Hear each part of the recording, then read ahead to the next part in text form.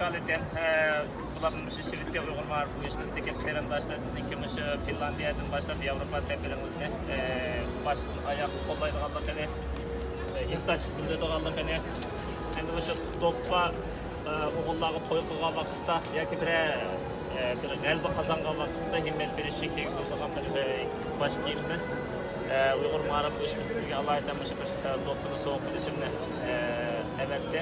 Ben sizga o'z qo'lim bilan shu to'pni beshingizni qolib qo'yman.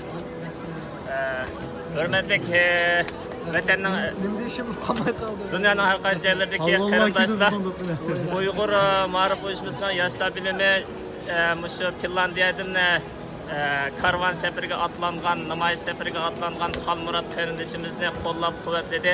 Bugun shu butun Şivetsiyadik Uyg'urlarga vakolatan Xalmurat qarindishimizga Uyg'urlarniki faxrlik bosh kiyimi bo'lgan do'ppini taqdim qildik.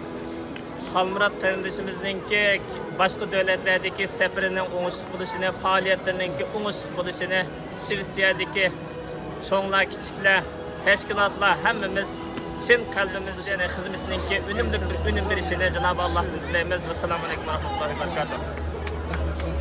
Afiyet olsun.